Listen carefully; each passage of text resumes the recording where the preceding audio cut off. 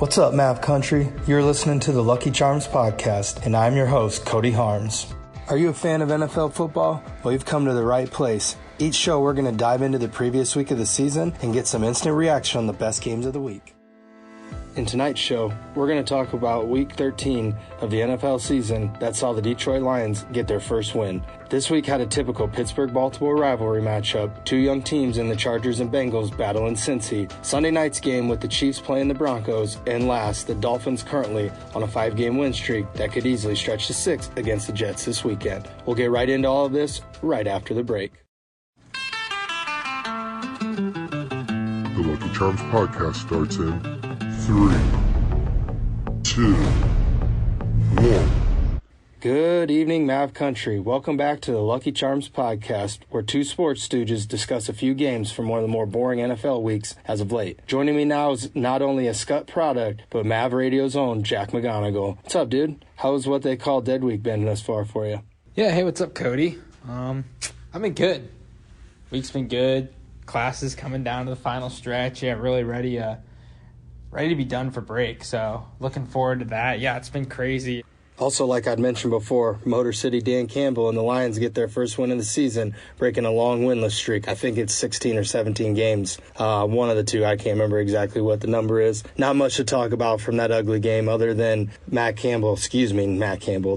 Dan Campbell dedicating a game ball to the Oxford High School. Thought that was pretty classy. Another crazy week in the NFL.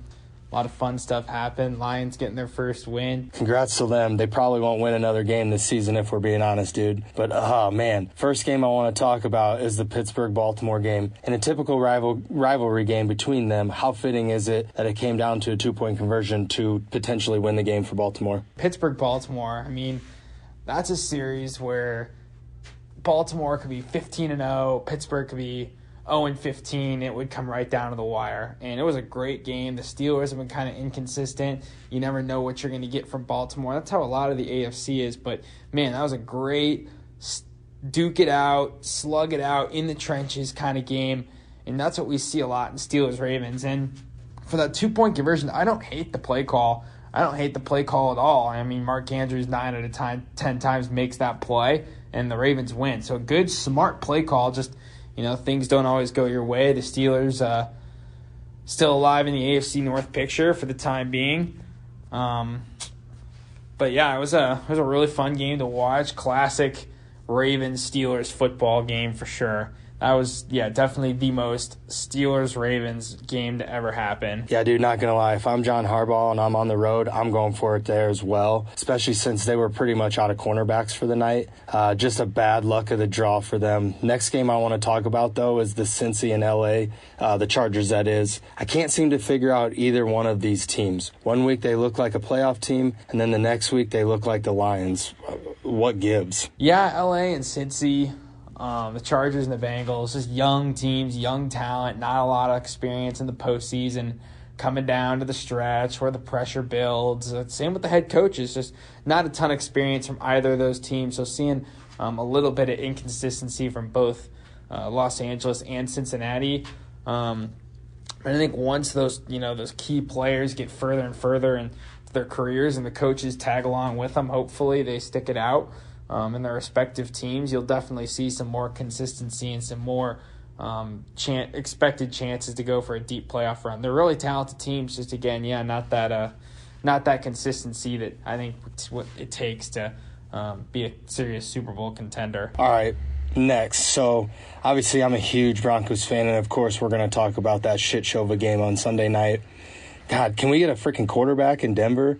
I mean, ever since Peyton Manning, it's just been a revolving door, and it's getting old watching them waste a good defense every single year. It's almost starting to feel like we're the Cleveland Browns. Yeah, Denver, their problem has always just been a quarterback, man. For the past, ever since Peyton left, it's just been QB issues after QB issues. And, I mean, that's the opposite of what you see in Kansas City. I think Mahomes is their guy. He's got him inked for like the next 11, 12 years. So, I mean, he's the guy down in Kansas City, and the Chiefs are really starting to play well and, become the Chiefs that we've seen them be ever since the Mahomes era. But, and the thing is, Kansas City's defense was so bad in the first part of the year, and now, I mean, look where it's been. It's been absolutely terrific. So, the Chiefs are legit, and the Broncos, they just need to find a consistent quarterback to be, not relevant in the AFC West, but, really contend for a title, because all three of those teams, Chargers, Raiders, Chiefs, they all have franchise QBs, Herbert, Carr, Mahomes. So that's the answer Denver needs. It's just a consistent quarterback that can win some ball games. Regardless of the quarterback play, the Travis Kelce play was a crock. NFL refs fucking suck, dude, every single year. And they need to be made full-time. I really think that. These guys having real full-time jobs and not focusing on the NFL, like, come on, dude. Full-time, it's got to happen. That was definitely a fumble.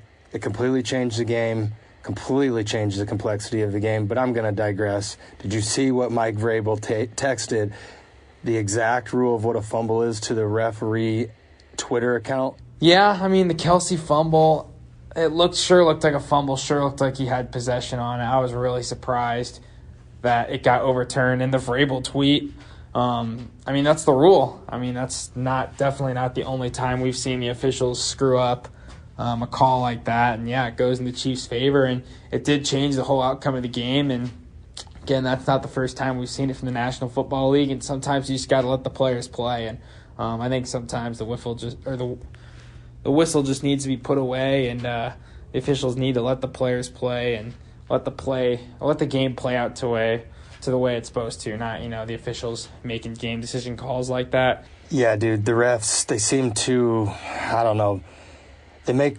the worst calls at the worst times. Like, let the players decide the game, not you guys. You're there to officiate, not decide the game. But honestly, I could rant about that all night long. But let's get to the last game I want to talk about, and that's the Giants and the Dolphins. And to be honest with you, the only reason I want to talk about it is because you're a Giants fan. But for real, the Dolphins have been on a roll as of late. Yeah, the Fins are hot. Just kind of seen that before. They were really slow, 1-7, and now they're 6-7. Miami's hot, but that AFC is just a circus. So many teams just competing for a couple wild card spots, and we'll see how it goes. But a ton of teams right in the mix. AFC will be really fun to watch down the stretch. It's sad that we're already heading into Week 14 on Thursday night. The stretch run is starting to heat up, and I think that's what makes the best time in the NFL is these playoff runs. And then obviously the playoffs that's a different beast. Man, playoff football is the best, and I can't wait to see, how it plays out these next 4 weeks. Anyways, Jack, let's get the hell out of here for the night. Much appreciated, dude, for coming on as always. I really can't thank you enough. See y'all mañana. Cheers. Tonight's show was a fantastic one, talking football. Special thanks to Jack for coming on the show, and thank you for spending your night with me. I'm Cody Harms, saying good night.